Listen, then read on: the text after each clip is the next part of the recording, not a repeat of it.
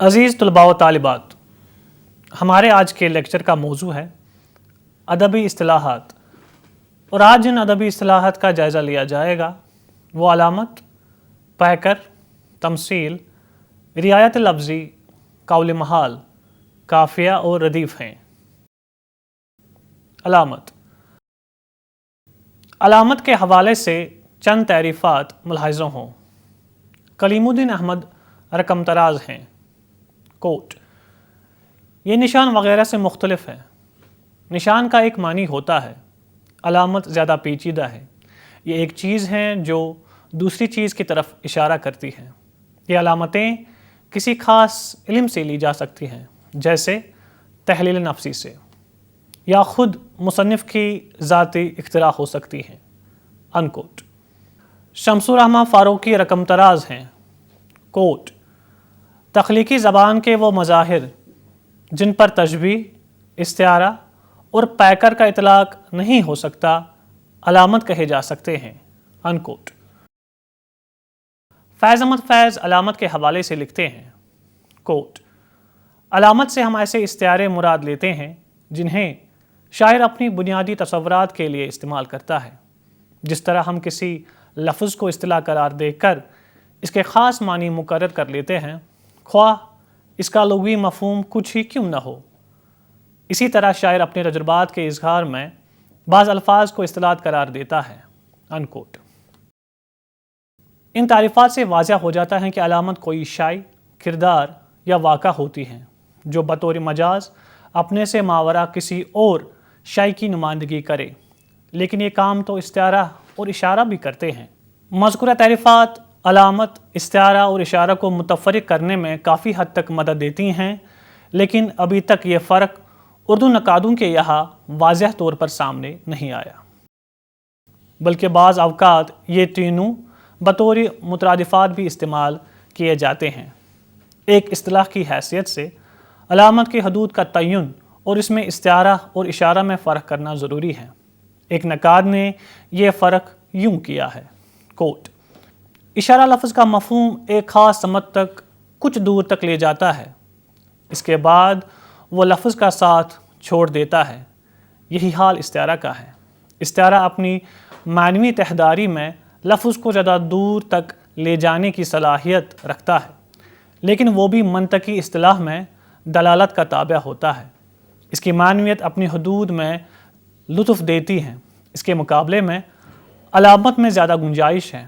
وہ معنی کے اعتبار سے استعارہ کا احاطہ اور اس کی جہتوں میں اضافہ بھی کرتی ہیں۔ علامت اور تمثیل میں بھی فرق لازم ہے۔ علامت کا حقیقی وجود ہوتا ہے، جبکہ تمثیلی نشان اختیاری، قراردادی، من مرضی ہوتا ہے۔ علامت عمومی ہو سکتی ہیں یا شخصی، آفاقی یا مقامی۔ عمومی علامت کئی شعراء میں مشترک ہوتی ہے، جیسے فرہاد، شمشیر، جام وغیرہ۔ ظاہر ہے مختلف شعراء ان کا استعمال اپنی طور پر کرتے ہیں، جیسے فرہاد اکثر شعراء کے یہاں عاشق صادق کی علامت کے طور پر استعمال ہوا ہے، لیکن اقبال اور فیض کے یہاں مزدور طبقے کی علامت کے طور پر بھی استعمال ہوا ہے۔ شخصی علامت ایک شاعر تک محدود ہوتی ہے، جیسے اکبر الہ آبادی کے یہاں سید، گیزٹ، مس وغیرہ۔ اس کا استعمال دوسرے شعراء کے یہاں نہیں ملتا۔ اگر علامت شخصی ہے، یعنی فنکار نے اسے توسیع شدہ استعارے کی حیثیت سے تخلیق کیا ہے، تب بھی شخصی علامت اپنی تلازموں کی مدد سے اس درجہ روشن ستون کا روپ دھار لیتی ہیں کہ علامتوں کے ذریعے تخلیقی محاکات واضح تر ہو جاتے ہیں۔ آفاقی علامت کا دائرہ عالمگیر ہوتا ہے۔ وہ کسی ایک ادب یا ایک معاشرے تک محدود نہیں ہوتی۔ مثلاً کبھی ختم نہ ہونے والا دائمی سفر، کوشش پہم یا مستقل جستجو، خواہ وہ گمشدہ جنت کی تلاش ہو یا جامع مقدس کی یا آب حیات کی۔ ترازو بھی عدل کی ایک آفاقی علامت ہے، جس کا استعمال یونانی ادب سے لے کر کبیر تک کے یہاں ملتا ہے۔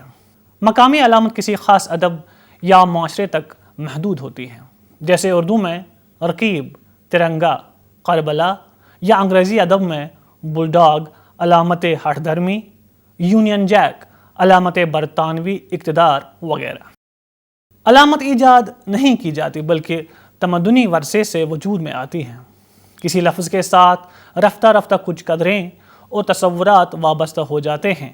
یہ تصورات علاقے، تہذیب، عقائد، معاشرت، تاریخ وغیرہ سے تعلق رکھتے ہیں۔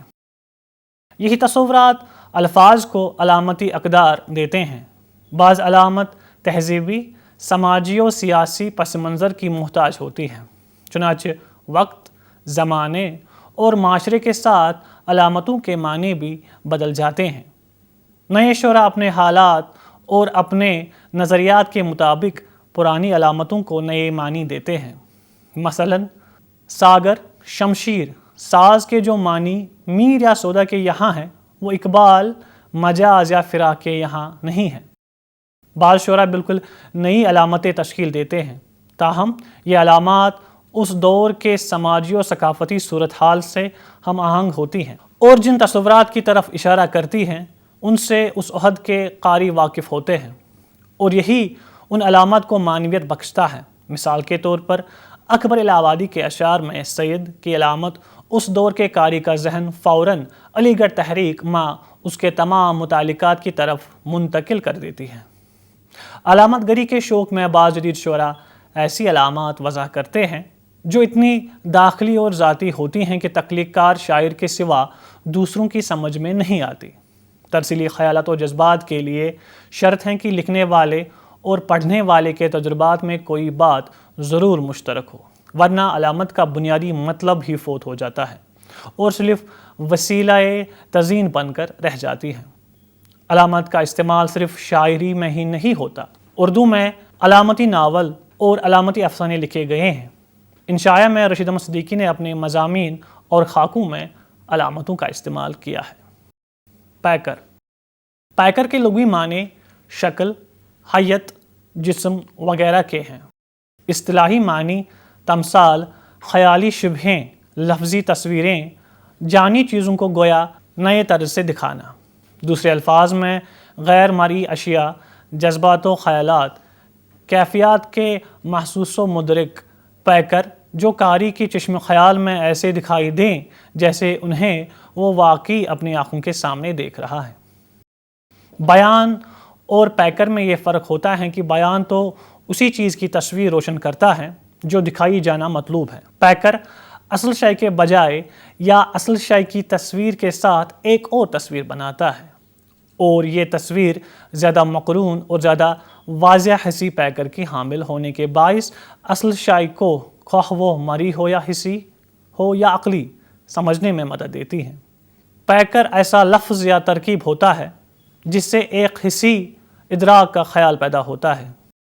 پیکر اپنی لفظی حیثیت میں تشبیہات، استعارات، مجاز مرسل یا مرکبات اضافی اور توصیفی کا سہارا ڈھونڈتی ہیں۔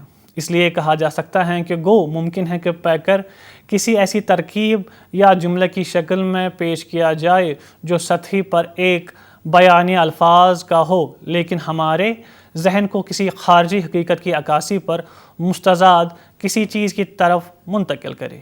چنانچہ ہر شاعرانہ پیکر کسی نہ کسی حد تک استعارے کی خصوصیت رکھتا ہے۔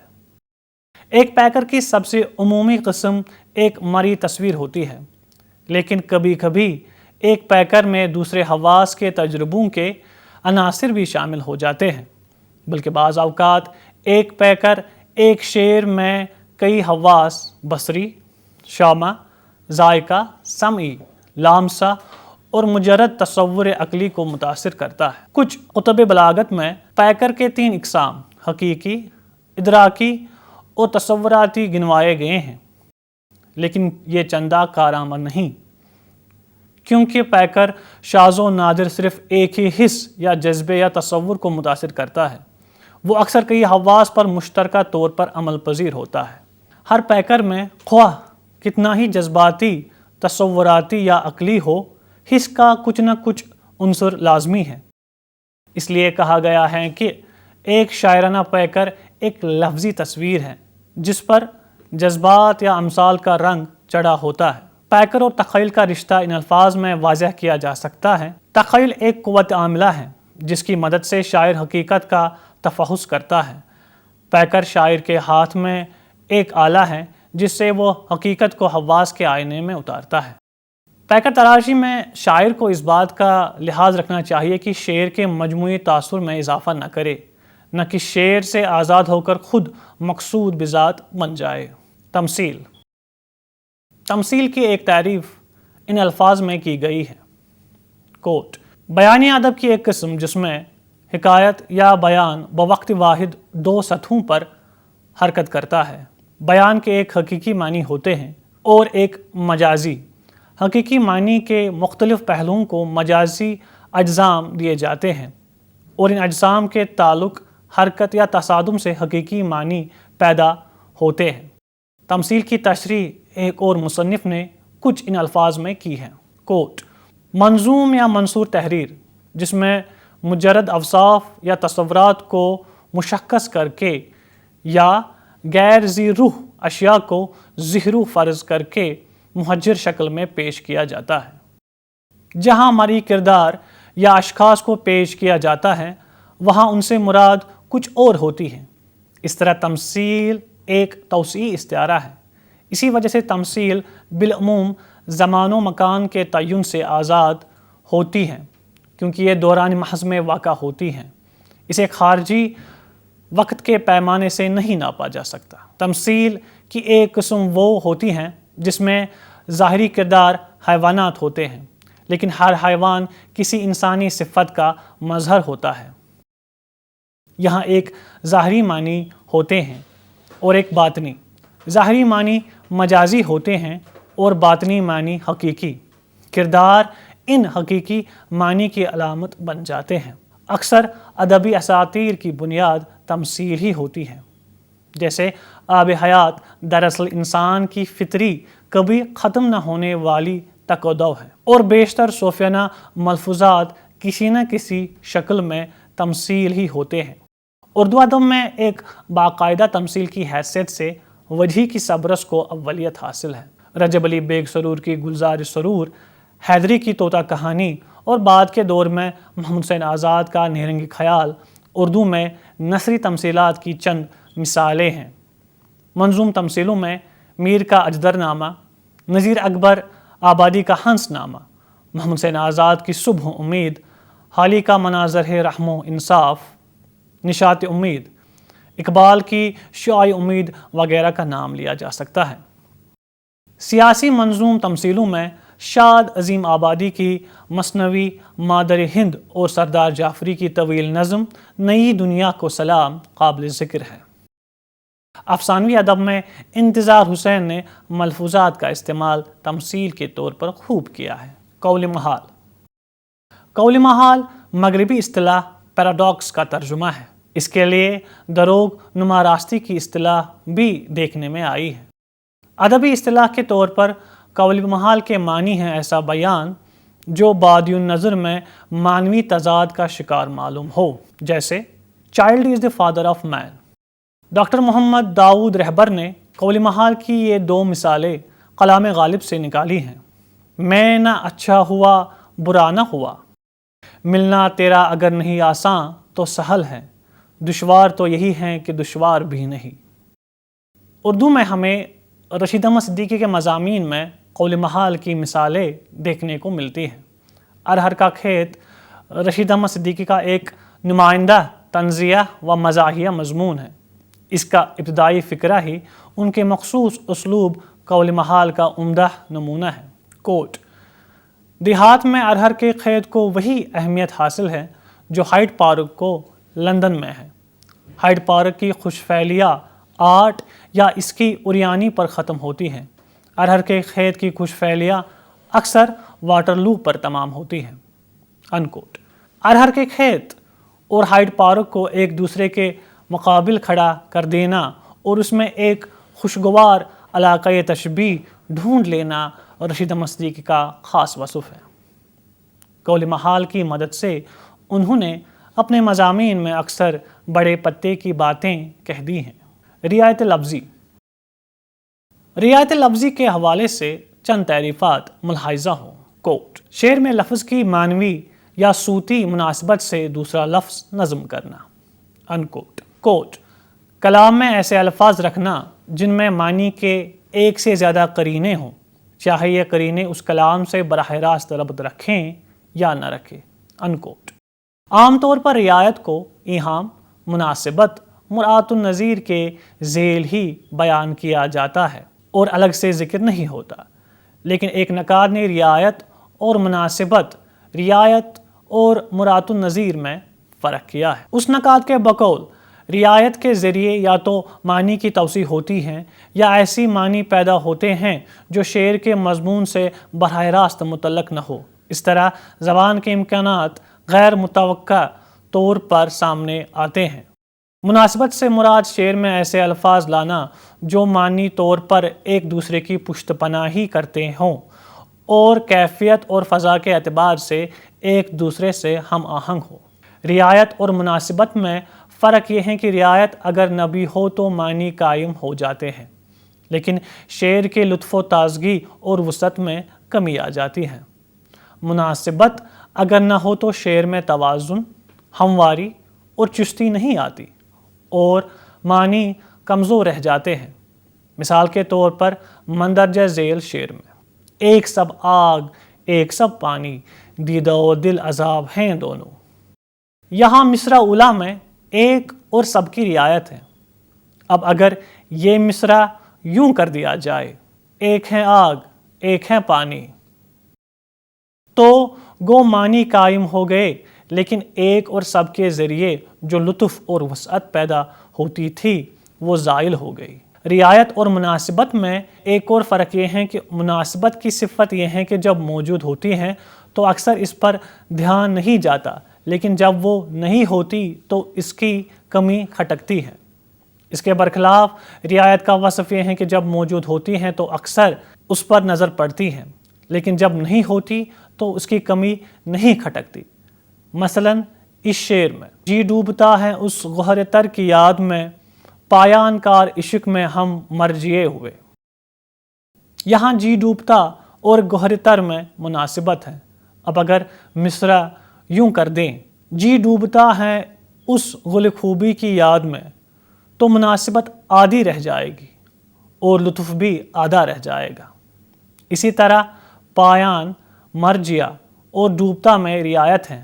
اب اگر مصرع یوں کر دیا جائے، آخر کو اس کے عشق میں ہم مر جیے ہوئے، تو یہاں پایان، مرجیا اور ڈوبتا کی رعایت جاتی رہے گی، رعایت کی کمی محسوس نہیں ہوگی اور شعر کے معنی بھی قائم رہیں گے، لیکن رعایت کی وجہ سے شعر کا لطف دو بالا ہو جاتا ہے۔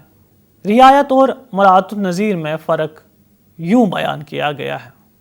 کوٹ: مراعات النظیر سے مراد ہیں شعر میں ایک طرح یا ایک قبیل کے الفاظ جمع کرنا، لہٰذا مراعات النظیر کے ذریعے معنی کا کوئی خاص عمل نہیں واقع ہوتا۔ اس کے برخلاف رعایت کی بنیادی شرط یہ ہے کہ الفاظ جس معنی میں برتے گئے ہوں ان کے علاوہ کوئی اور معنی ہو جو متن زیر بحث میں برمحل نہ ہو، لیکن وہ الفاظ خود باہم دیگر متعلق معلوم ہو۔ اس طرح شعر کے معنی میں تناؤ اور نئی تہداری پیدا ہوتی ہے۔ مثلاً 18ویں صدی میں رعایت لفظی و معنوی خاص مقبول تھی اور دبستان لکھنؤ میں نثر اور نظم دونوں میں رعایت کا دور دورہ تھا، بلکہ ادب کے لوازمات میں شمار کی جاتی تھی۔ لیکن ناقدین کی ایک بڑی جماعت نے رعایت کو کبھی بہت پسندیدہ نظر سے نہیں دیکھا۔ مثلاً شبلی نے انیس کے کلام میں ثناء و بدایع، جن میں رعایت کا بڑا جزو ہوتا ہے، چہرے پر بدنما داغ سے تعبیر کیا ہے۔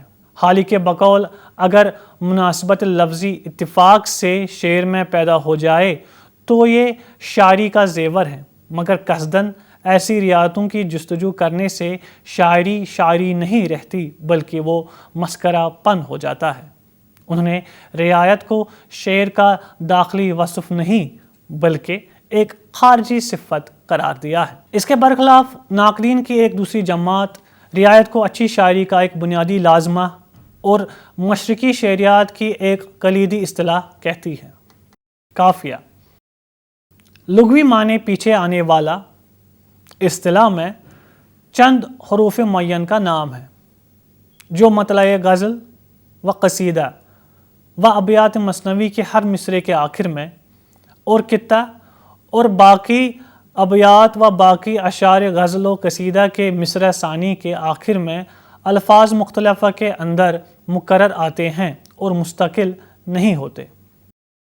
اس ذیل میں چند نکات پیش ہیں۔ تعریف بالا کا ایک قول کی قافیہ وہ لفظ ہے جو شعر یا مصرے کے آخر میں آئے صرف اس کلام کے لیے درست ہوگا جو مکفّا لیکن غیر مردف ہو۔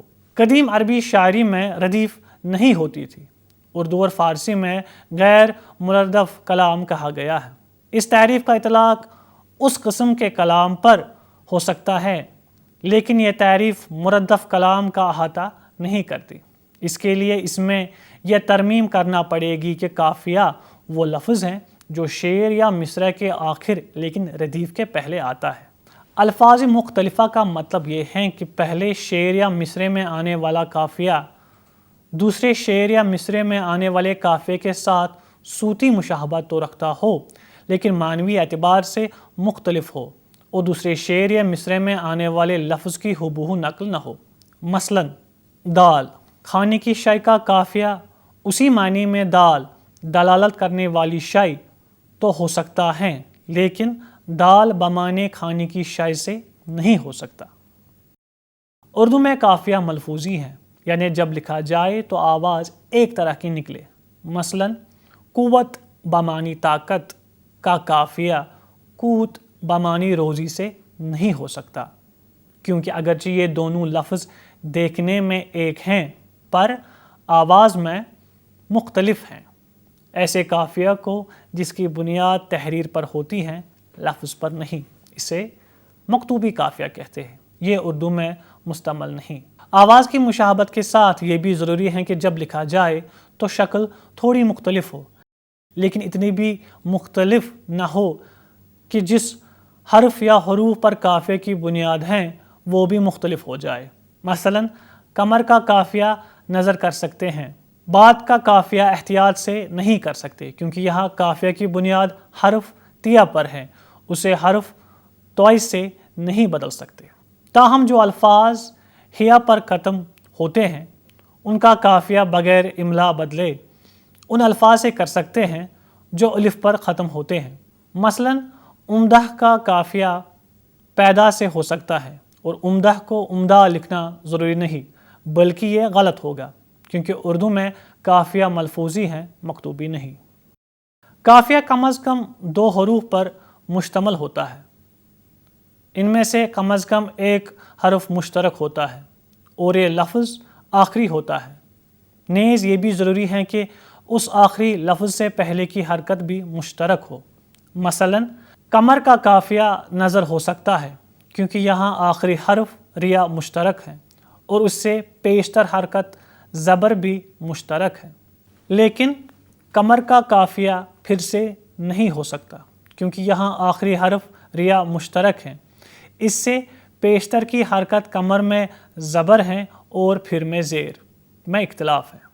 اگر قافیہ مرکب لفظ پر مشتمل ہے یعنی 2 الفاظ سے مل کر بنا ہے، مثلاً بتگر شیشہ گر، تو قافیہ اسی وقت قائم رہ سکتا ہے جب یہ دونوں لفظ جن سے قافیہ مرکب ہیں اپنی اپنی جگہ ہم قافیہ ہوں۔ چنانچہ بتگر اور شیشہ گر کا قافیہ جائز نہیں کیونکہ بت اور شیشہ ہم قافیہ نہیں۔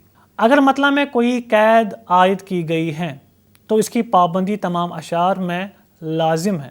مثلاً یوں تو ذہن کا قافیہ دفن ہو سکتا ہے کیونکہ آخری حرف نون اور اس سے پیشتر کی حرکت زبر مشترک ہے، لیکن اگر مطلع میں ذہن کا قافیہ صحن کر دیا گیا ہے تو پھر دفن کا قافیہ نہیں آئے گا کیونکہ مطلع میں ہیا اور نون کی شرط عائد کر دی گئی ہے۔